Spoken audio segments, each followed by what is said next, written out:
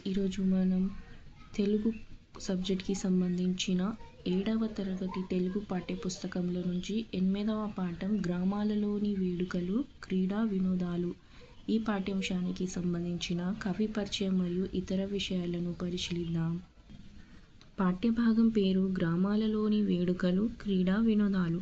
ఇతివృత్తం అనేది సాంస్కృతిక విలువలు. ప్రక్రియ రేడియో ప్రసంగం. కవి దేవులపల్లి రామానుజరావు. కవి పేరేంటి? దేవులపల్లి రామానుజరావు. జననం 25/8/1917. మరణం 8/6/1993. జన్మస్థలం అనేది వరంగల్ అర్బన్ దగ్గర దేశాయిపేట. ఈ దేశాయిపేట ఎక్కడ ఉందంటే వరంగల్ అర్బన్ దగ్గర అనేది ఈ దేశాయిపేట ఉంది. తల్లిదండ్రులు శ్రీమతి ఆండలమ్మ వెంకట చలపతి రావు. సో ఈ పాఠం అనేది ఏ ప్రక్రియకు చెందింది అంటే రేడియో ప్రసంగం. మరియు కవి పేరేంటి? దేవులపల్లి రామానుజరావు. మరియు జన్మస్థలం ఎక్కడంటే వరంగల్ అర్బన్ దగ్గర దేశాయిపేట. సంపాదకత్వం అనేది శోభ.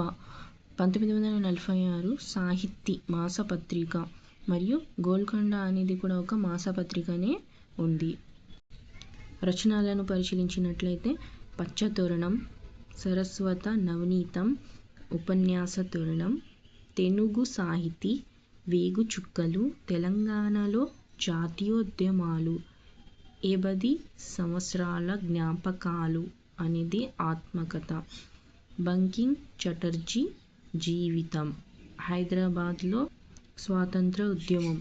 ఎన్ని ఉన్నాయి? మొత్తం 9 రచనలు ఉన్నాయి. ఇంకొకసారి చూసినట్లయితే ఫస్ట్ వన్ పచ్చతోరణం, సరస్వత నవనీతం, ఉపన్యాస తోరణం, తెనుగు సాహితీ, వేగు చుక్కలు, తెలంగాణలో జాతీయోద్యమాలు, 80 సంవత్సరాల జ్ఞాపకాలు అనేది ఒక ఆత్మకథ, బంకిం చటర్జీ జీవితం, హైదరాబాద్లో స్వాతంత్ర ఉద్యమం. సో ఇవి దేవులపల్లి రామానుజరావు యొక్క రచనలు ఉన్నాయి. పాఠ్యభాగ నేపథ్యం ఇతర విశేషాలు. గ్రామాలలోని వేడుకలు క్రీడా వినోదాలు అనే పాఠ్యభాగం దేవులపల్లి రామానుజరావు రచించిన నా రేడియో ప్రసంగాలు అనే సంపుటిలోనిది. సో ఈ పాఠం అనేది దేవులపల్లి రామానుజరావు రచించిన నా రేడియో ప్రసంగాలు అనే సంపుటిలోనిది. ఈ పాఠం రేడియో ప్రసంగం అనే ప్రక్రియకు చెందింది. ఏ ప్రక్రియకు చెందింది అంటే రేడియో ప్రసంగం అనే ప్రక్రియకు చెందింది. ఒక వ్యక్తి సిద్ధం చేసుకున్న వ్యాసం రేడియో ద్వారా ప్రసారం చేయబడితే దాన్ని రేడియో ప్రసంగం అంటారు. గ్రామాలలో జరిగే వివిధ వేడుకలు క్రీడా వినోదాల గురించి దేవులపల్లి రామానుజరావు తన ప్రసంగంలో చక్కగా వివరించారు. సేద్యం చేస్తూ కూలీలు పాడే పాటలను జాజర పాటలు అంటారు. జాజర పాటలు అంటే సేద్యం చేస్తూ కూలీలు పాడే పాటలను జాజర పాటలు అంటారు. తోలుబొమ్మల ఆటలు ప్రధానంగా రామాయణ భారత కథలకు చెందినవిగా ఉంటాయి. ఈ పాఠంలో దేవులపల్లి వారు వివరించిన తెలంగాణ వేడుకలు క్రీడా వినోదాలు.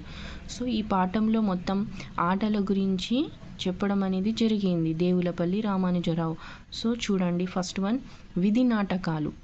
తెలుగు నేలపై తోలుబొమ్మలాట వలనే బహుళ ప్రచారం పొందినవి విధి నాటకాలు. వీటికే యక్షగానాలు అని కూడా పేరు గలదు. ఈ నాటకాలను ఆడేవారిని జక్కులు అని పిలుస్తారు. భాగవతంలోని కృష్ణలీలలు మొదలైన వాటిని ఆడేవారిని భగోతులని కూడా పిలుస్తుంటారు. సో విధి నాటకాలను ఏమని పిలుస్తారంటే యక్షగానాలు అంటారు. ఈ నాటకాలను ఆడేవారిని ఏమంటారంటే జక్కులు. కృష్ణలీలలను ఆడే వారిని ఏమంటారంటే భగతులని అంటారు. సో యక్షగానాలు, జక్కులు మరియు భగతులు అనేవి గుర్తుపెట్టుకోండి. ఐనవోలు జాతర. వరంగల్ జిల్లా మామునూరు సమీపంలోని ఐనవోలు గ్రామంలో ప్రతి సంవత్సరం శివరాత్రికి మల్లన్న జాతర జరుగుతుంది. మల్లన్న జాతర ఇక్కడ జరుగుతుంది అంటే వరంగల్ జిల్లా మామునూరు సమీపంలో. మేడారం జాతర ప్రతి 2 సంవత్సరాలకు ఒకసారి వరంగల్ జిల్లాలో జరిగే జాతర. ఇక్కడ గిరిజన దేవతలైన సమ్మక్క సారక్కలను కొలుస్తారు. భారతదేశంలో జరిగే అతిపెద్ద జాతర ఇది. గిల్లిదండ మన పల్లెటూళ్ళకు ప్రత్యేకమైంది గిల్లిదండ ఆట. ఈ ఆట చాలా పురాతనమైంది. తెలంగాణపు పల్లెటూళ్ళలోని దీన్ని చిర్రగోని అని కూడా పిలుస్తుంటారు. మన కవులు రాసిన పుస్తకాలలో ఈ ఆట ఎంతో మనోహరంగా వర్ణింపబడింది. భారతంలో కౌరవ పాండవులు ఈ ఆటను ఆడినారంటే ఇది ఎంత పురాతనమైందో తెలుస్తుంది. ఒక చిన్న కర్ర ముక్కను పెద్ద కర్రతో కొట్టుతూ ఈ ఆటను ఎక్కువగా చిన్నపిల్లలు ఆడుతుంటారు. ఈ ఆటను క్రికెట్తో పోల్చవచ్చును. కొందరు దీన్ని స్వదేశీ క్రికెట్ అని మెచ్చుకున్నారు. పాచికల ఆట మన పల్లెటూళ్ళలోని ఉన్నత కుటుంబాలలో విశేష ఆసక్తితో కూడిన ఆట పాచికల ఆట. దీనికే అక్షక్రీడ అని మరొక పేరు ఉంది. పాచిక ఆటకి మరో పేరు ఏంటి? అక్షక్రీడ. ఈ ఆట కూడా తరతరాల నుండి మన దేశంలోని ప్రజలను ఆకర్షించింది. మన ఇతిహాసాలు ప్రబంధాలలో ఈ ఆటను రమణీయంగా మన కవులు వర్ణించారు. ఏ ఆటను? పాచిక ఆట. ఈ పాటను ఇంకేమంటారంటే అక్షక్రీడ అని అంటారు. గుజ్జన గుళ్ళ ఆట పల్లెటూళ్ళలో బాలికలు ఆడే ఆటలలో ప్రత్యేకమైంది గుజ్జన గుళ్ళు. రుక్మిణీ దేవి చిన్నప్పుడు ఈ ఆటను ఆడినట్లు పోతన తన భాగవతంలో వర్ణించారు. గుజ్జనగుళ్ళ ఆటను ఆడింది ఎవరు? రుక్మిణి. ఈ రుక్మిణి చిన్నప్పుడు ఈ ఆటను ఆడినట్లు ఎవరు భాగవతంలో వర్ణించారంటే పోతన. సో ఇలాంటి క్వశ్చన్స్ అనేది రావడానికి వీలు అనేది ఉంది టెట్ లేదా డిఎస్సిలో. పులిజూదం. పులిజూదం 3 రకాలుగా ఉన్నది. ఒక పటం మీద చిన్న రాళ్ళను లేక చింతగింజలను తీసుకొని కొన్నింటిని పులులుగాను కొన్నింటిని మేకలుగాను భావించి ఆడే ఆట ఇది. పులుల సంఖ్య 3 కన్నా మించదు. అంటే ఈ ఆటలో పులుల సంఖ్య ఎంత ఉంటుందట? 3. ఇంకా పులిజూదం అనేది 3 రకాలుగా ఉన్నాయి. మేకల సంఖ్య 16 వరకు ఉంటుంది. ఒకరు పులులను తీసుకొని ఇంకొకరు మేకలను తీసుకొని ఈ ఆటను ఆడుతారు. సో ఈ పులిజూదం అనే ఆటలో 3 పులులు ఉంటే మేకల సంఖ్య అనేది 16 వరకు తీసుకోవాలి. సో ఇది పులిజూదం ఆట గురించి ఉంది. నెక్స్ట్ పచ్చీసు. ఈ ఆటపై స్త్రీలకు మక్కువ ఎక్కువ.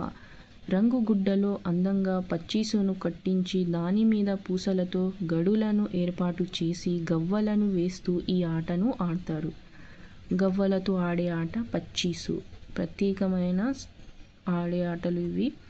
ఎవరంటే స్త్రీలు ఆడే ఆట. కోలాటం. కాముని పున్నమికి ముందు వెన్నెల రాత్రులలో యువతులు ఈ కోలాటం వేసే పద్ధతి తెలంగాణ పల్లెటూళ్ళలో బాగా ప్రచారంలో ఉంది కోలాటం ఆట.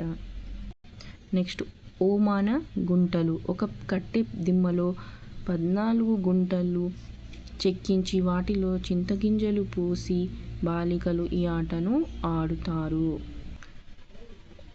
సో ఇంకొకసారి ఓమాన గుంటలు అంటే ఒక కట్టె దిమ్మలో 14 గుంటలు చెక్కించి వాటిలో చింతగింజలు పోసి బాలికలు ఈ ఆటను ఆడతారు. సో ఈ పాఠంలో గ్రామాలలోని వేడుకలు క్రీడా వినోదాలు అనే పాఠ్యాంశంలో ఇలాంటి ఆటల గురించి దేవులపల్లి రామానుజన్ అనేది చెప్పడం జరిగింది. సో ఈ వీడియో మీకు నచ్చినట్లయితే షేర్, లైక్, సబ్స్క్రైబ్ అనేది చేయండి. Thanks for watching.